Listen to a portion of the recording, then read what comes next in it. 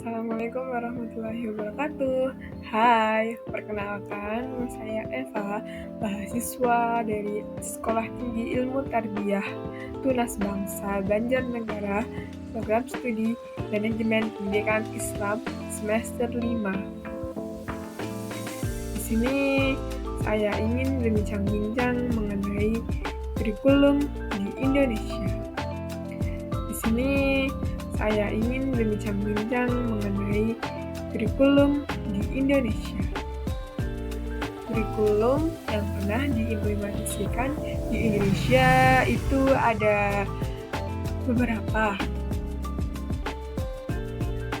Kurikulum di Indonesia apa aja sih yang pernah diimplementasikan? Yuk, mari kita bahas. Mari kita bincang-bincang bersama tentang mengenai kurikulum yang pernah diimplementasikan di Indonesia. Berbagai kurikulum yang pernah diterapkan di Indonesia yaitu yang pertama adalah kurikulum berbasis kompetensi. Kurikulum berbasis kompetensi atau yang disebut dengan KBK diterapkan pada tahun 2004. Kurikulum 2004 atau lebih dikenal dengan KBK, kurikulum berbasis kompetensi, adalah perpaduan antara pengetahuan, keterampilan, nilai, serta sikap yang ditujukan dalam kebiasaan berpikir dan bertindak. KBK mempunyai ciri-ciri yang menekankan pada ketercapaian kompetensi siswa baik secara individual maupun klasikal atau yang disebut dengan kelompok. Toleransi pada hasil belajar dan keberagaman.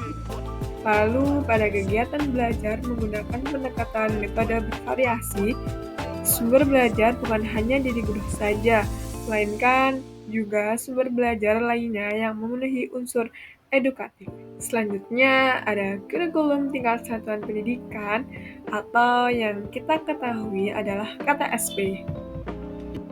Jadi KTSP ini diterapkan di Indonesia pada tahun 2006. Kurikulum 2006 ini dikenal dengan sebutan kurikulum tingkat satuan pendidikan atau KTSP. Tidak banyak yang berbeda dari kurikulum 2004, mulai dari tinjauan dari segi isi, proses pencapaian target kompetensi pelajaran oleh siswa, hingga teknis evaluasi. Perbedaannya dengan kurikulum 2004 itu tertera pada kewenangan dalam penyusunannya, yaitu mengacu pada jiwa dari desentralisasi atau perubahan dari sistem pendidikan di Indonesia. Pemerintah pusat dalam hal ini Kementerian Pendidikan, Kebudayaan Riset, dan Teknologi Kemendikbudristek menetapkan standar kompetensi dan kompetensi dasar. Di KTSP ini, guru dituntut mampu mengembangkan sendiri silabus dan penilaian sesuai kondisi sekolah dan daerahnya. Jadi pada KTSP 2006 ini sudah diterapkan bahwasannya guru itu sudah harus mampu mengembangkan sendiri silabus dan modul-modul ajar lainnya sesuai dengan kondisi sekolah dan daerahnya masing-masing. Selanjutnya, ada kurikulum 2013. Pastinya, kita sudah tahu kan, kurikulum 2013 diterapkan di Indonesia pada tahun 2013 atau yang pada umumnya kita sebut dengan K13. Kurikulum 2013 ini merupakan kurikulum pengganti dari kurikulum 2006 atau yang disebut dengan KTSP. Pada kurikulum 2013 ini memiliki 3 aspek penilaian, yaitu aspek pengetahuan, aspek keterampilan, dan aspek sikap perilaku, atau yang biasa kita sebut dengan penilaian afektif, kognitif, dan psikomotorik. Di dalam kurikulum 2013, terutama di dalam materi pembelajaran, terdapat materi yang dirampingkan atau diperingkas, diperinci, dan ada materi yang ditambahkan. Materi yang dirampingkan terdiri dari materi bahasa Indonesia, IPS, PPKN, dan beberapa materi lain. Sedangkan materi yang ditambahkan adalah materi matematika. Pada kurikulum ini, guru diharapkan dapat mendorong siswa untuk melakukan observasi, bertanya, bernalar, dan mengkomunikasikan apa yang telah siswa pahami setelah menerima materi pembelajaran. Kemudian setelah itu, siswa diharapkan dapat memiliki tanggung jawab terhadap lingkungan sekitar, kemampuan interpersonal, antara personal, dan memiliki kemampuan berpikir kritis. Jadi di kurikulum 2013 ini, siswa sudah ditekankan untuk lebih aktif dalam mengikuti pembelajaran.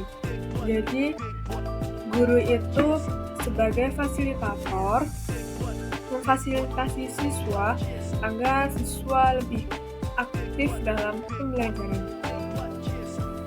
Atau dengan bahasa lain itu siswa ditekankan lebih mandiri, lebih bernalar lagi dalam proses pembelajaran. Yang selanjutnya itu ada kurikulum merdeka. Nah, kurikulum merdeka ini diluncurkan oleh Mendikbudristek pada Februari tahun 2022 sampai saat ini, sebelum nanti adanya perubahan kurikulum. Pada kurikulum merdeka ini merupakan program Merdeka Belajar untuk meningkatkan kualitas pembelajaran. Kurikulum Merdeka berfokus pada materi yang esensial dan pada pengembangan karakter profil pelajar Pancasila. Profil pelajar Pancasila sendiri ini adalah terdiri dari atas nilai-nilai yang terkandung dalam Pancasila itu tersendiri. Jadi kurikulum Merdeka adalah kurikulum dengan pembelajaran intrakurikuler yang beragam, di mana akan lebih optimal agar peserta didik memiliki cukup waktu untuk mendalami konsep dan menguatkan kompetensi.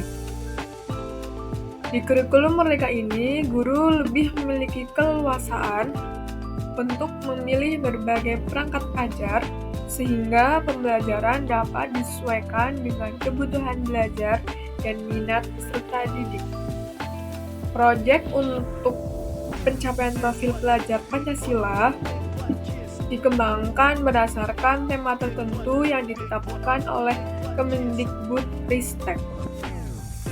Jadi, tema proyek penguatan profil pelajar Pancasila atau yang kita kenal dengan P5 memiliki beberapa tema untuk jenjang SD hingga SMA atau SMK atau sekolah sederajat.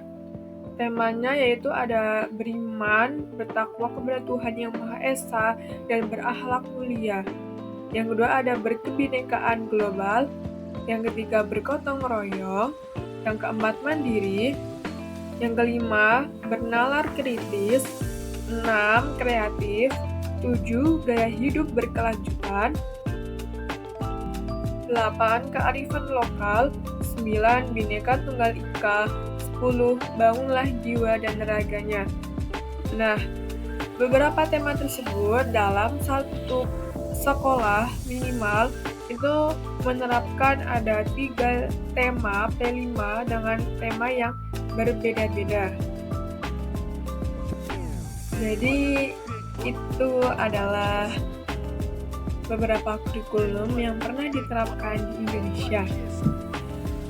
Ada KBK 2004, KTSP 2006, kurikulum 2013, dan yang sekarang kurikulum Merdeka. Dari beberapa kurikulum tersebut, diantaranya memiliki administrasi yang pastinya berbeda-beda, dan juga inovasi pendidikan yang bervariasi. Jadi, menurut teman-teman, terutama menurut Bapak Ibu Guru, kurikulum mana yang lebih sesuai dengan pelajaran Indonesia sih? Komen di bawah sih ya. Terima kasih. Dari saya cukup sekian. Apabila ada kesalahan dalam berkata atau berbicara, saya mohon maaf. Sampai jumpa lagi. Assalamualaikum.